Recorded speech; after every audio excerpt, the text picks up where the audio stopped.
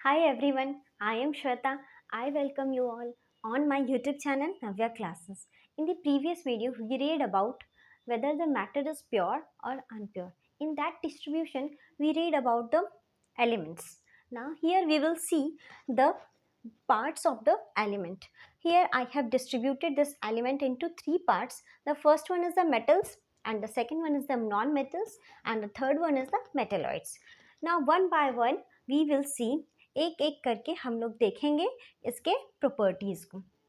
Now metals का सबसे पहला प्रॉपर्टी ये होता है कि ये lustre, they have a lustre shine, वो बहुत ही शाइनिंग होते हैं. जैसे प्लेट हम लोग देख रहे हैं कितना शाइन कर रहा है, या फिर गोल्ड का कोई आइटम देखें वो कितना शाइन करेगा, वो कितना ज़्यादा शाइन करेगा, या सिल्वर का कोई मटेरियल देखें वो शाइन करेगा, कॉपर का भी मटेरियल देखें तो वो भी बहुत शाइन करेगा. It means we can conclude the metal having the property to shine, उसकी जो प्रॉपर्टी होती है वो शाइन करता है. ठीक है. और the second one is that they conduct heat and electricity.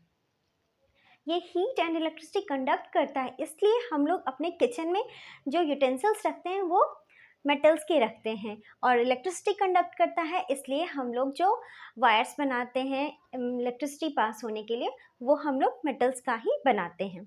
Okay. Now they are ductile. Ductile का मतलब ये होता है कि उस मेटल्स को हम लोग ड्रॉन करके यानी खींच कर हम लोग उसको वायर बना सकते हैं. ठीक है, वायर के रूप में भी बना सकते हैं. Now the fourth one is the malleable. Malleable का क्या मतलब होता है कि उस एलिमेंट्स को यानी वो मेटल को हम लोग पीट कर या हैमर से पीट कर इतना पतला बना सकते हैं कि वो थिन शीट हो जाएगा. फॉर एग्जांपल हम लोग जो एल्युमिनियम फॉइल से अपने फूड आइटम को कवर करते हैं वो सबसे बेस्ट एग्जांपल होगा मेलेबिलिटी का. या फिर जो गोल्ड आइटम्स बनते हैं उसमें जो डिज़ाइंस बनते हैं वहाँ पर भी गोल्ड को बहुत ही ज़्यादा मेलेबल और डक्टाइल दोनों ही वहाँ पर यूज किया जाता है. They are sonorous, ringing sound. ये जब बेल को हम लोग कंटिन्यू बजा रहे हैं तो इससे कैसा साउंड आ रहा है, रिंगिंग साउंड आ रहा है. ठीक है. और इसके एग्जाम्पल्स हैं gold, silver, iron and mercury.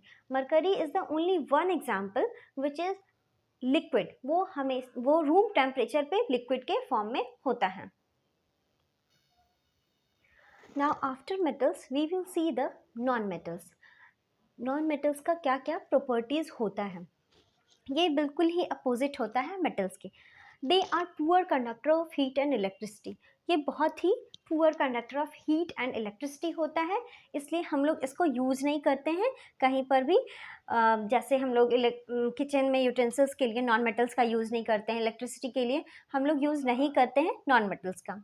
Now they are not ductile, हम लोग इसको नहीं वायर के रूप में फॉर्म कर सकते हैं. ठीक है. They are not malleable.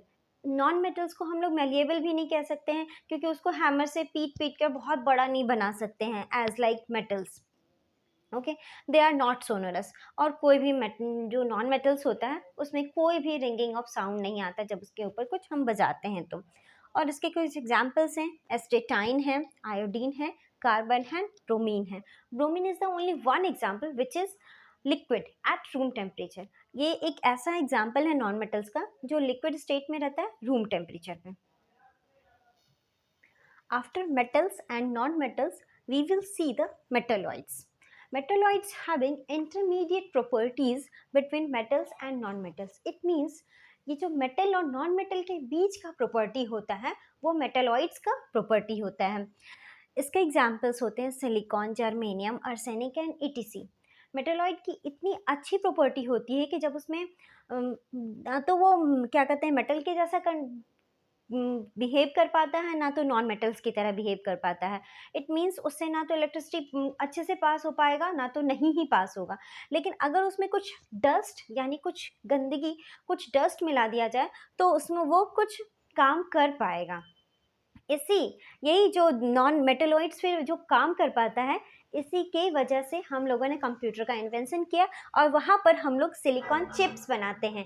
Silicon chip के यूज़ से बहुत सारे चीज़ों का कंप्यूटर में यूज़ होता है. Okay. Now here we see the metals characteristic property and the non-metal properties and the metalloid property.